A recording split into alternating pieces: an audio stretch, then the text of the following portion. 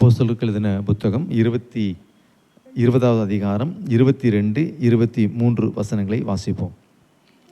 இப்பொழுதும் நான் ஆவியிலே கட்டுண்டவனாய் எருசலேமுக்கு போகிறேன்.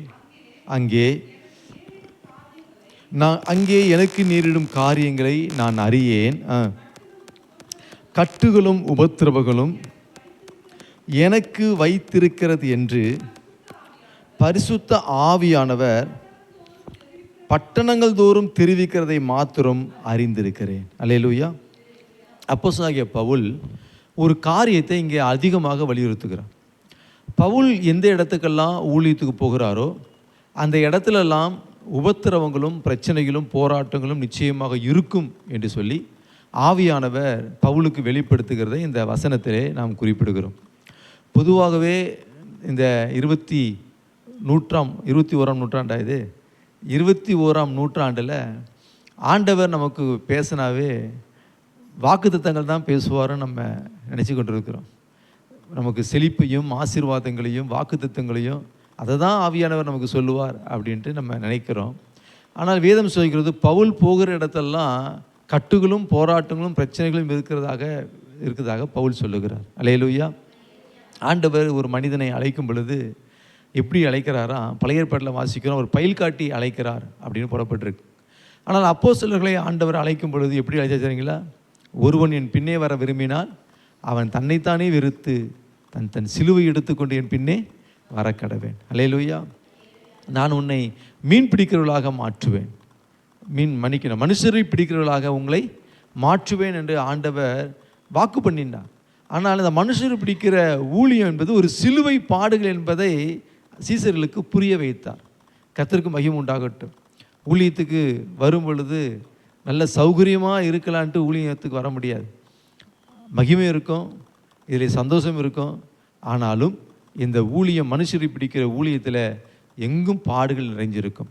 பவுலுக்கு இதை தெளிவாக சொல்லியிருந்தார். ஆண்டவர் சீஷர்களை பார்த்து சொல்லும் பொழுது இப்படி சொல்லுகிறார், உலகத்திலே உங்களுக்கு உபத்திரம் உண்டு.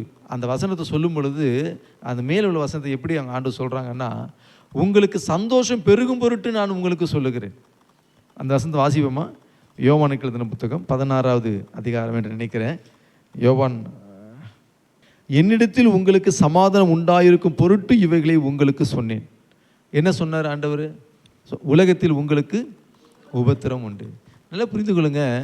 சில ஊழியங்களிலே நாம் கடந்து வரும் பொழுது சில உபத்திரவங்கள் வழியாகத்தான் நாம் என்ன செய்ய வேண்டியிருக்கிறது? கடந்து போக வேண்டியிருக்கிறது. ஊழியன்னாவே சௌகரியமாக ஆசீர்வாதமாக இருக்கணும்னு நினைச்சிட முடியாது. ஊழியத்தில் சில உபத்திரவங்களை நாம் சந்திக்க நேரிடும்.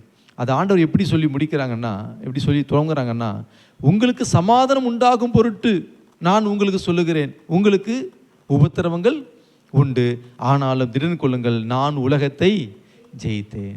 அப்போ ஊழியத்தில் உபத்திரம் இருக்குது என்பதை பட்டணங்கள் தோறும் ஆவியானவர் சொல்லிக்கொண்டே போனாராம். எந்த பட்டணத்துக்கு போனாலும் ஆண்டவர் சொல்கிற காரியம், இந்த பட்டணத்தில் உனக்கு இவ்வளோ கட்டுகள் இருக்கிறது, இவ்வளோ பிரச்சனை இருக்குதுன்னு சொல்லிக்கொண்டே போனாங்களாம். இப்போ என்ன ஒரு சூழ்நிலை அப்படின்னா, அப்போஸ்தலர் புஸ்தகம் 20ஆம் அதிகாரத்தில் இந்த வசனத்தை வாசித்தோம். நீங்கள் 21ஆம் அதிகாரம் வரும் பொழுது அங்கே ஒரு காரியத்தை நாம் பார்க்கிறோம். 4ஆம் வசனத்தை நீங்கள் வாசிங்க. 21ஆம் அதிகாரம் 4ஆம் வசனம். அவ்விடத்தில் உள்ள சீசரை கண்டுபிடித்து அங்கே 7 நாள் தங்கினோம். அவர்கள் பவுலை நோக்கி, நீ எருசலேமுக்கு போக வேண்டாம் என்று ஆவியின் ஏவுதனாலே சொன்னார்கள். நல்லா புரிந்து கொள்ளுங்க. இந்த 2 வசனத்தை நீங்கள் படித்து நல்லா புரியும். பவுல் அங்கே சொல்லுகிறார், எனக்கு எந்த இடத்துக்கு போனாலும் கட்டுகளும் உபத்திரவங்களும் இருக்கிறது என்பதை ஆவியானவர் சொல்லியிருக்கிறார். அப்படி சொல்லிட்டு சொல்கிறாங்க, என் ஓட்டத்தை நான் பிராணனையும் அருமையாக எண்ணேன், என் ஓட்டத்தை சந்தோஷத்தோடு முடிக்கவும் தேவனுடைய கிருபையின் சுவிசேஷத்தை பிரசங்கம் பண்ணும்படிக்கு நான் கர்த்தராகிய இயேசுவினிடத்தில் பெற்ற ஊழியத்தை நிறைவேற்றுமே விரும்புகிறேன். இப்படி சொல்லிட்டு எருசலேமுக்கு போக போகிறாங்க. இங்கே வாசிக்க பார்த்தீங்கன்னா, ஆவியின் ஏவுதனாலே சொன்னார்கள். என்ன சொன்னாங்களாம்? நீ எருசலேமுக்கு போக வேண்டாம். கவனிங்க, இவர்களுக்கு ஆவியின் ஏவுதல் வருகிறது. என்ன ஏவுதல் வருகிறது? எருசலேமுக்கு போனால் பவுல் அங்கே கொலை செய்யப்படலாம், சிறையில் பிடிக்கப்படலாம், பவுலுக்கு ஆபத்து நேரிடலாம் என்ற வெளிப்பாடு வருகிறது. ஆனால் வெளிப்பாடு வரும் பொழுது இவர்கள் அந்த வெளிப்பாடு கொடுக்குற டிசிஷன், அதாவது அவங்களுடைய முடிவு என்ன சொல்கிறாங்கன்னா, மாம்சத்திலே முடிவை எடுத்து சொல்கிறாங்க. அல்லேலூயா. பவுலுக்கும் இந்த வெளிப்பாடு வருகிறது, அந்த அன்றைக்கி இருந்த சீஷர்களுக்கும் இந்த வெளிப்பாடு வருகிறது. ஆனால் பவுல் தேவனுடைய திட்டத்தை முடிப்பதற்கு தன்னை ஒப்பு கொடுக்குறான். ஆனால் இங்கே இருக்க சீஷர்கள் என்ன ஏவுதல் சொன்னாங்களாம்? ஆவியின் ஏவுதலில் சொன்னாங்கன்னு போட்டிருக்கு.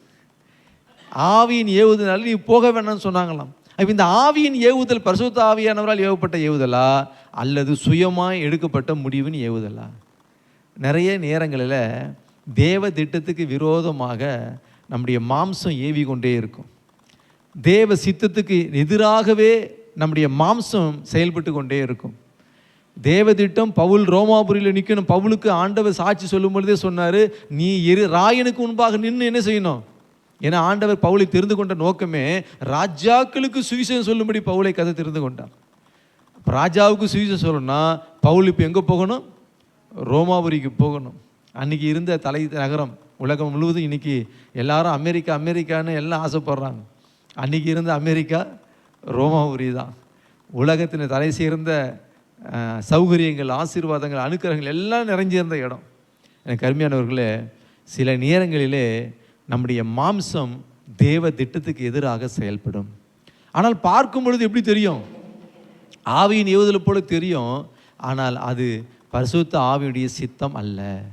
சில உபத்திரவங்களை, சில பிரச்சனைகளை நாம் அனுபவிக்க வேண்டுமானால் அதை கட்டாயம் நாம் அந்த வழியாக தான் கடந்து போக வேண்டும்.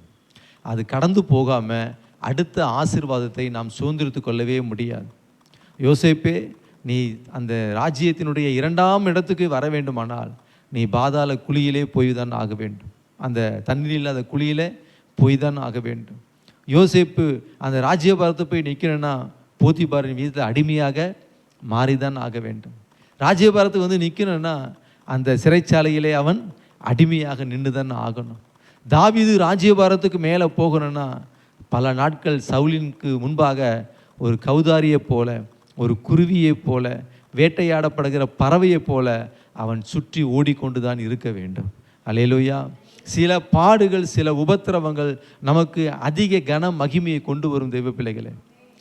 ஆனால் இந்த சூழ்நிலை போல வெளிப்பாடு வந்த உடனே மாம்சம் அதோடு கலக்குது பாருங்க. இயேசு கிறிஸ்துவை தேவனுடைய குமாரன் என்று சொன்ன அதே பேதுரு தான் நீர் அங்கே போகக்கூடாது என்றும் சொன்னான். ஏன் போகக்கூடாதுன்னு சொன்னால் அதை மாம்சம் வெளிப்படுத்தினது. ஆண்டவர் அதை அழகாக பிரித்து காண்பிக்கிறார். எப்படி ஒரு அன்னப்பறவை பாலையும் தண்ணீரையும் பிரிக்கணும்னு சொல்கிறாங்களோ அதே போல் தேவனுடைய வெளிப்பாடு எது, மாம்சத்தின் வெளிப்பாடு எது என்பதை ஆண்டவர் அழகாக சொன்னாங்க. நீ மனுஷன் சிந்திக்கிறது போல சிந்திக்கிறாய். வெளிப்பாடு ஒன்று தான். எருசலேமில் போய் அவர் உபத்திரப்பட போகிறார் என்பது வெளிப்படுத்தப்பட்ட ஒன்று. ஆனால் அதில் மாம்ச சிந்தையை கொண்டு வந்து நிப்பாட்டுக்கிறான். நம்முடைய ஊழியங்களில் அல்லது நம்முடைய ஆவிக்குரிய வாழ்க்கையில் சர்க்கிள் எங்கே ஆரம்பிக்கும் தெரியுங்களா? தேவ வெளிப்பாட்டை மாம்ச சிந்தையோடு நம்ம அணுகும் பொழுது தேவ திட்டங்களிலே நாம் செயல்பட முடியாமல் போகிறது. அல்லேலூயா சொல்லுங்கள். எனக்கு அருமையான தேவ பிள்ளைகளே, இந்த மாலை வேளையில் ஆவியின் ஏவுதலை நாம் அறிந்து செயல்பட வேண்டும். இந்த ஆவியின் ஏவுதலிலே பரிசுத்த ஆவியானவர் சொல்லுகிற காரியத்தில் நான் என் மாம்சத்தின்படி சிந்திக்கிறேனா அல்லது மனுஷ மார்க்கமாய் சிந்திக்கிறேனா அல்லது தேவனுடைய திட்டத்துக்கு முழுமையாக என்னை விட்டு கொடுக்கிறேனா என்பதை நாம் அறிந்து செயல்படுவோமானால் நிச்சயமாக தேவ திட்டத்தை நாம் செய்து முடிப்போம். ஆமென் சொல்லுங்கள். ஹல்லேலூயா. கண்களை மூடி நாம் ஜெபிப்போம். Thank you holy spirit. நல்ல தேவனே, மை ஸ்தோத்தரிக்கிறோம் அப்பா. உம்முடைய குமாரனும் எங்கள் இரட்சகருமாய் இருக்கிற இயேசுவுக்கு மகிமை உண்டாகட்டும். ஆண்டவரே, பவுலுக்கு வெளிப்படுத்தப்பட்டவைகளில் ஆண்டவரே அதே எபேசு பட்டணத்தாருக்கு வெளிப்படுத்தப்பட்டதப்பா. பிதாவே, வெளிப்படுத்தப்பட்டவைகளிலே அவர்கள் மாம்சத்தின்படி யோசித்தார்கள். பவுல் ரோமாபுரிக்கு போகக்கூடாது என்று சொல்லி